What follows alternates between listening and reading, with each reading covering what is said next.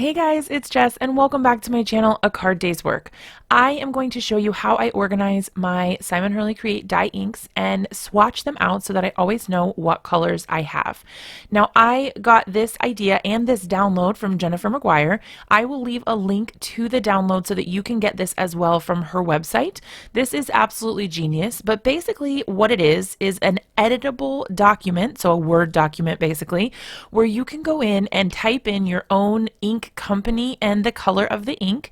You type it in on each of those little squares and then you print it out. It's already got grid lines on it so that you know exactly where to cut on your paper trimmer. And as you can see here, I am just going through and cutting on each of those lines. Basically, it has directions on it, but the way that it's set up is that there are those little hash marks at the top and on the sides. So the first thing that I do is go through on the side there and I slice all the way through up until that little X. You don't want to go all the way through because then it will separate all of them and you'll have to cut them individually. Even if you did that, no big deal. It would just take a little bit longer. But this is set up to be as easy as possible, and you guys know that I like easy. So once you've done your horizontal slices or cuts, you're going to go back through and slice all the way through with the vertical or in the vertical direction. This is going to give you individual little squares that are approximately 2 inches by 2 inches. They are absolutely perfect for this, and I love to keep my inks swatched out this way so I always know what color I have and I can bring them over to my project if I need to. I don't always reach for my swatches, but it's so handy to have these ready and available in the event that I do need them, and I can compare colors or match something with a cardstock that's going to be a perfect coordinating color. In order to do the swatches, all you have to do is find a stamp that you like and use the inks to stamp directly onto the open space of your ink swatch. For this, I would definitely recommend using a solid image. This is definitely personal preference, but I feel like you get a better idea of the color if you use a solid image rather than using something that's just an outline. Again, that's just personal preference, but I feel like you do get more of the color and you can more accurately see that color. The one thing that you will want to be careful about when you're doing your swatches is contaminating your ink when you're getting your swatched color. So if you don't clean the stamp extremely well in between colors, there is a chance that some residual ink will blend with the new color that you put on, especially if it's a lighter color, and then you won't really have a true to color ink swatch. So definitely be careful when you are switching ink colors.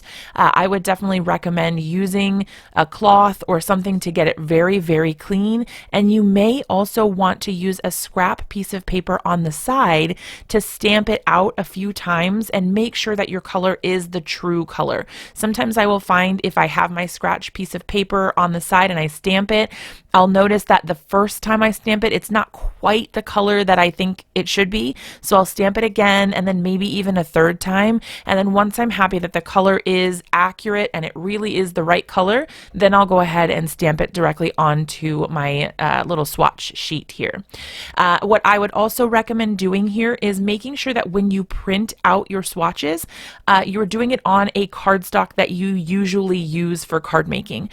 Why is this important, you might ask?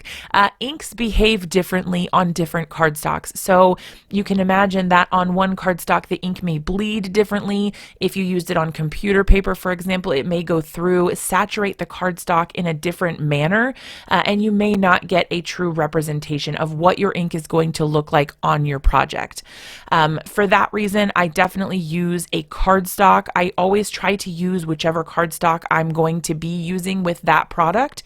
So let's say it is like these that I might use with water. I stamped these out on Simon Hurley Creates Stark White cardstock because that is what I use these inks on the most.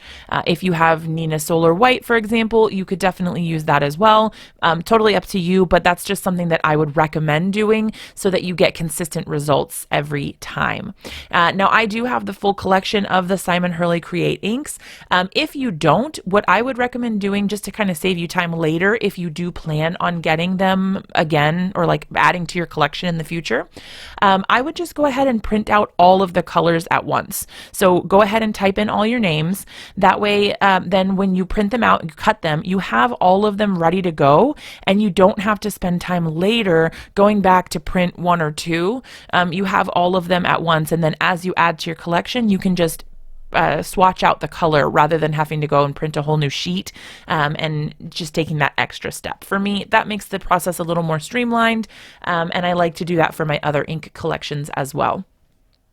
Now, when I get all of my swatches done and I've gone through all of the colors, I do go ahead and move on to putting these into a storage system.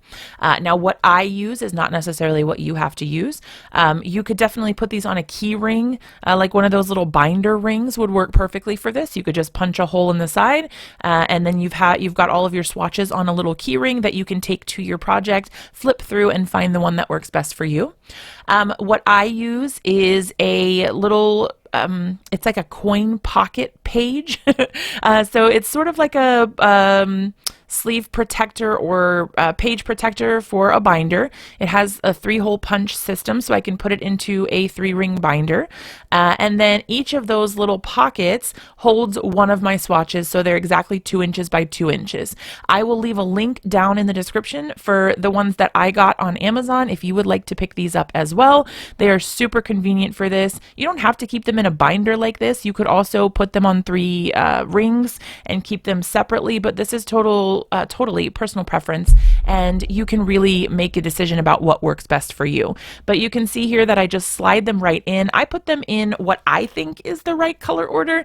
I'm not any sort of art genius or really super knowledgeable about color theory, but I put them in an order that made sense to me, and I think they look beautiful in the sleeves. I always like to put them in rainbow order. Now for me, I keep mine separated by brand and then by color, but if you would like to just see all of the colors you have, feel free to combine all of your brands together and keep them in rainbow order or whatever order makes sense for you. And then you'll know, oh, I'm going to pick this ink pad today for this project, and you can mix and match your inks really well. That is it. It's super easy. I hope you guys love this as much as I do. I don't know what it is, but there is something about rainbows and organization that make my crafty heart so happy, and I hope it does the same for you. Tell me about how you store your inks and how you swatch them if you do. Let me know in the comments. I would love to hear what's working for you guys, and I'll see you guys in another video really soon.